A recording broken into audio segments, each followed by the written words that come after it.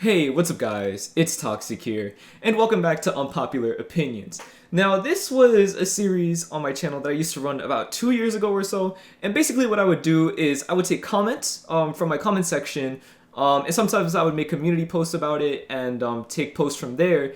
And basically, I would just take some unpopular opinions that were left by the viewers, and I would basically just talk about them, give my thoughts, and obviously share them in a video. However, I decided to take a break from that series about 2 years ago or so, with the main reason being that a lot of the unpopular opinions that were being shared at that point were either already discussed, or they just weren't unpopular opinions. And I mean, that was kind of my fault because I ran it as pretty much just a weekly series, and I believe there's about 29 or 30 episodes or something like that in that series. So for like 29 or 30 straight weeks, with not that much content being pushed out by Roblox like that, there's not much room for more opinions to just randomly be created. So we could only talk about so much. So obviously I decided to just end this series for a while just to obviously let more things change on Roblox and obviously let more opinions form on recent changes, stuff like that. And yeah, so I just decided that I wanted to bring this series back. And I wanted to bring it back in a special way. So I actually contacted a bunch of YouTubers and I asked them to share their unpopular Roblox opinions for this video. So yeah, this video is going to be completely just unpopular opinions from other YouTubers. And if you guys want, I could also turn this into a little series where I could just contact more YouTubers and maybe make a part 2 to the whole YouTuber edition of this. But yeah, let's get on with the video though. And the first unpopular opinion is from the YouTuber JBug, who said, when Roblox changed their logo in 2017, I actually like the new logo better due to how simplistic yet playful it looks. And JBug is referring to when Roblox decided to change their logo from the cartoony Roblox, you know, like letters with the accented O. And in 2017, they decided to change it to just Roblox in like a text, I guess. It just looks like normal just typing text. And then a slanted O, and I mean, we still have this logo to this day, but just in black instead of red. And this was a very, very unpopular change at the time. Now, I don't know if the public opinion has changed in the past 4 years since they changed the logo, but I remember when it first came out, everybody was calling the logo basically just a Cheez-It, and they were just constantly criticizing the logo, and I kind of participated in that because I didn't really like the new logo either. But as time has gone on, it somewhat grew on me. Now, I will not say that I like this new logo better than the old one. In my opinion, I like the old logo better. And I mean, obviously, that's probably going to be the case with a lot of these unpopular opinions, where you might not agree with them because they're unpopular opinions for a reason. But yeah, I could definitely see where he's coming from in the sense that it makes Roblox look more professional, and I don't know, yeah, he is right when he says that it's simplistic too. Because instead of having a bunch of like cartoony letters with like different sizing and all that stuff, it's just, you know, all the same size. It's just like you could fit it in a little rectangle. Like it's a very, very, you know, just simplistic design. And I can see where he's coming from that aspect. But in my opinion, and I'm more than sure this is probably the popular opinion, I don't really like this new logo as much as the old one. Now, the second unpopular opinion comes from MyUsernamesThis, and he said, winning smile is a good face. Now, I'm gonna be honest with you guys, I didn't even know there was that much controversy around the winning smile face. But I decided to go to the Roblox Wikia because I was thinking to myself, is there really that much drama around the face? Because I know MyUsernamesThis, aside from the whole bacon hair stuff, his thing has been the winning smile thing. But I decided to go to the Roblox Wiki, like I said, just to read up, because I was curious if there's actually that much controversy. And they have wrote that the face's design is seen as uncanny, scary, or cursed by certain players, and that it is often associated with newer players. It just seems like people are just very against it, and some people are very for it. I honestly didn't even know that that was a whole thing going on. Now, in my personal opinion, after looking at the face, I'm going to have to fall somewhere in between. I'm going to lean towards it's a good face, but not too far towards it. And I'm going to explain why. In my personal opinion, it's not the worst face I've ever seen on Roblox. And it's honestly somewhere in the middle between, like, you know, oh, the faces that look good on Roblox versus, you know, like the horrible, atrocious faces that look bad on Roblox. So I think this falls somewhere in the middle.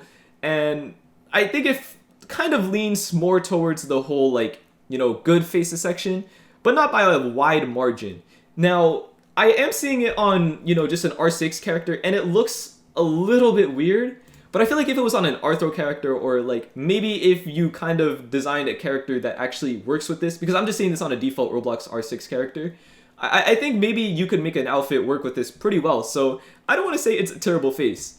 I really don't, but I don't want to say, I don't want to go as far as to say that it's a good face either. So yeah, hopefully MyUsernamesThis doesn't hate me after sharing my opinion on this, but yeah, I think I'm gonna fall somewhere in the middle here. It's not great, it's not terrible. I'm just gonna I'm gonna be somewhere neutral. Now the next unpopular opinion comes from Rexex, and he said the fact that the community complains about the egg hunts being discontinued is proof enough that the players and developers of Roblox are immature. There's nothing stopping the community from coming together every spring to make their own unofficial event, but they'd rather complain than put in the work. And that's actually an interesting perspective. I'm going to be honest, I never fully thought about it in that sense. And in my mind, the way I'm thinking about it is, since we don't have an official egg hunt anymore, we're not going to have like, eggs, that we could wear on our characters. And I mean, I don't know, like that was kind of more of the fun for it for me. And I mean, I guess you could make the argument that they could do it through UGC items, but then again, I don't know if they're allowed to make UGC items that are only rewarded in certain games and all that. I don't know if that's allowed on the UGC catalog yet. Maybe it will be next year by now. Who knows? But as it stands right now, I don't think it's a fair comparison, like to compare an unofficial community event without like egg rewards and all that to an official Roblox event that does reward you with egg hats that you could wear on your characters and all that kind of stuff. But I do think that if the UGC catalog does allow people to upload items that could be rewarded in games, just like how the egg hunt would reward players with, eggs that they could wear on their characters, I think once that capability is added, I think this is actually a very, very fair argument. And like I said, this is a very interesting perspective because I never actually thought about it like this, but yeah, I think that he does have a point, but I think one big thing that's holding back an unofficial egg hunt is, again, the fact that you can't wear any of the eggs that you earn in-game. So at the end of the day, it's not really going to be as rewarding for the players. It's not going to be really as fun, I guess, if that makes sense. Because, I mean, for me, a lot of the fun was just like, oh, I'm going to try to get every egg this year that I could wear on my character, or, all this stuff. And I mean, I guess to an extent, you could just say, oh, well, that's not actually you wanting the egg hunt, you just want eggs to wear on your characters. But yeah, I don't know, this is a very, very interesting unpopular opinion. And the next unpopular opinion comes from Temprist. And he actually sent me 2 unpopular opinions, but I'm only going to be able to use one for this video right now. So maybe in the next episode, if I make a YouTuber edition part 2, I could use the other opinion from Temprist. But, so this opinion says, Roblox would be a lot more age-friendly if they had a proper algorithm to sort games. Since Adopt Me, Brookhaven, and simulators are so popular and accessible, it probably deters older ages from wanting to play. And that's a very, very interesting thought process. I could see why it's an unpopular opinion, because I'm sure a lot of people would say, oh, well, why would you want to hide certain games from people while, advertising other games and all that kind of stuff. But I kind of like this unpopular opinion. I kind of agree with it too. I think that games like Adopt Me, Brookhaven, and just simulators in general and all that, since they're like constantly plastered on the games page and all that, it might give older people who want to try out Roblox the wrong impression when they try to open it, that this is only for kids. And I mean, games like, especially simulators out of all of these, kind of stand out to me, because if you take a look at any of these simulators, well, not any, because I'm sure some of them are not just like, the typical cutout simulator that you always see. But for example, there were a lot of simulators at one point that were literally just you standing around and clicking in, like you literally just click like this. And for example, for weightlifting simulator, I'm pretty sure that's all there was to that game. I know that's just a random example, but that's just one example that I'm thinking of off the top of my head that you clicked. There was another one, I think it was called Running Simulator or something. You literally just ran. Like you held WASD, whatever you wanted to hold, just run around. You would gain speed and all that. And that was another game that was on the top of the games page at one point. So I feel like those games could definitely be deterring older audiences. And I like the idea that if they had an algorithm to sort games by age, I think it would be pretty beneficial for the older audiences. Like imagine being, let's say like 17, and you hear about Roblox and all that, and you're interested in, let's say, FPS games and scary games and all that type of stuff. Because I'm more than sure the older you get, the less interested you are in simulators, like I mentioned, or Adopt Me, or Brookhaven, or any of those types of games.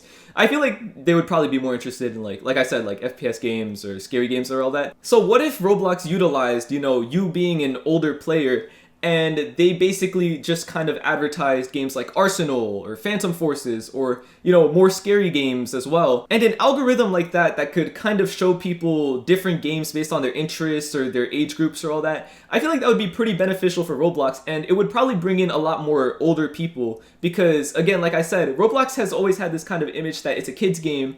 And, games like Adopt Me and simulators, not to kind of throw them under the bus or anything, but it kind of makes people, when they click on Roblox and they see games like that, they might kind of be like, oh, see, it looks like it's a kid's game, so I'm just going to click off, whatever. Like, you know what I mean? Like, it kind of might give people the wrong impression by seeing it. And I think Roblox could execute this by asking players, hey, what kind of games are you interested in when you either first go to Roblox or when you first make your account? And then maybe every once in a while they could just ask you, are you still interested in these types of games? Or have your taste changed to a different type of game? Like, I feel like it's actually pretty doable for Roblox. So I'm going to be honest with you, Temprist. I honestly agree with your unpopular opinion. Now, again, I don't know if this is an unpopular opinion because I've never really heard many people talk about it, but I could see how it's an unpopular opinion in the sense that I'm more than sure a lot of people would probably be opposed to it, or they wouldn't really like the idea, like I said, of suppressing certain games for certain age groups. But yeah, I kind of like this idea in the sense that I think it would probably be, again, beneficial for older players who are new to Roblox. And our next opinion is from SharkBlox, and he said, simulator games are a waste of time. And I mean, that is very clearly an unpopular opinion. When you take a look at how prevalent simulator games are, like, there are a lot of very, very big simulator games. So clearly, a lot of people would want to disagree with SharkBlox and say that simulator games are not at all a waste of time and they find it enjoyable. And I don't really want to call something that people like to play a waste of time, but I'm not sure if I agree or disagree with SharkBlox here. I feel like a lot of the simulator games that are literally just either walk around and you get points or whatever, or click and you get points, and games like that, and literally nothing to it aside from, oh, click, click, click, click, click, click, click, click, click, click, that's it, or just hold W, hold W, hold W, hold, like, you know what I mean? Like, just games where you're either walking around or clicking or whatever with no actual kind of gameplay. I could see the argument that that is definitely a waste of time. You literally don't gain anything or any of that. But I don't think every simulator game is like that. I'm more than sure there's at least one simulator game out there that kind of expands upon it and goes deeper than just, oh, click for a little bit or walk for a little bit or anything like that. And I don't know any that come straight to mind based off their name, but I'm more than sure that I've at least seen one of those games before. So I can't say as an entire category that all simulator games are a waste of time, but if we're making a generalization based on the very, very popular kind of simulator games where you just walk around or click, I'm going to have to agree with SharkBlox there. But like I said, in the sense that literally every single one is a waste of time, I kind of have to disagree. But I'm sure you guys get what I mean. And the last unpopular opinion for today's video comes from Kasodus, and he said, the removal of tickets is up there in one of Roblox's best business decisions. If tickets and the trade currency were still a thing, the Roblox economy would be inflated massively and DevX rates would be very poor. Limiteds would be valued 10 times more than what they're currently worth, even with how inflated they are currently, and players having a free, obtainable way to get Robux would hurt Roblox as a company. Now, I know I've talked about tickets in the past in the Unpopular Opinion series, but Kasodus kind of expanded upon the whole tickets removal thing, and therefore I wanted to talk about it again, because he actually brought it into a different perspective with mentioning limiteds and all that. And I don't remember specifically what I said in those previous videos, but I'm pretty sure I agreed that the removal of tickets was actually a pretty good idea. Now that we're talking about limiteds and, how the economy would be even more inflated than it currently is, I have to agree even more with this idea. Now, I know, like I said before, that I already agreed with the fact that removing tickets was at least a good idea. But I think now that Kasodus mentions this, and I really sat down and thought about this for a little bit, I do think that Roblox removing tickets might have actually been one of their best decisions, at least from a business standpoint, and in terms of a longevity standpoint as well for Roblox. Because, like he said, limiteds would be a lot more expensive than what they currently are.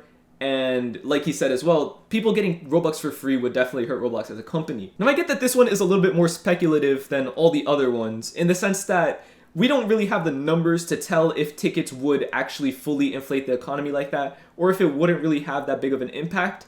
But I'm willing to bet that this actually would have, like Kasodus said, had a huge impact on the Robux inflation. And the reason why I have to say this is because when you really sit down and think about it, who was making the most money off of tickets?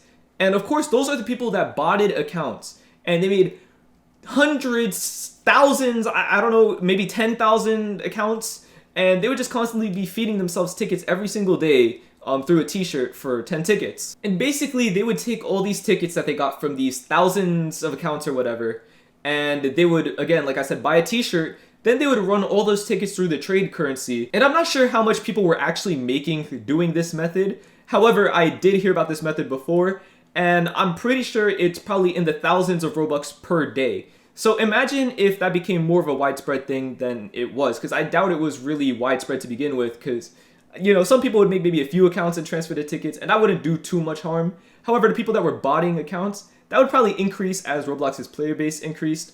And therefore, a lot of people would be just generating thousands upon thousands of Robux daily from these methods. And it would just constantly be adding more and more Robux to the economy that wouldn't have existed without that method. And therefore, obviously, since there's more Robux to be going around, prices will increase, people will start buying more stuff. And like Kasodus said, I don't know if items would be 10 times more than what they're currently worth, but I do think that it would definitely be a lot more expensive than what they currently are. But yeah, like I said before, I don't think we ever talked about tickets in this kind of perspective where we're talking about the Roblox economy as a whole and how tickets could have ruined it.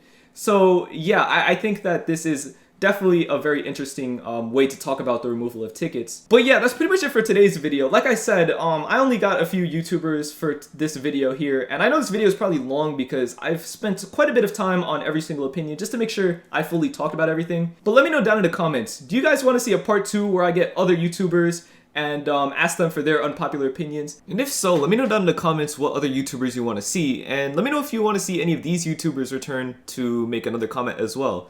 But yeah, that's pretty much it for today's video. Thank you guys so much for watching. I'll see you guys next time, and goodbye.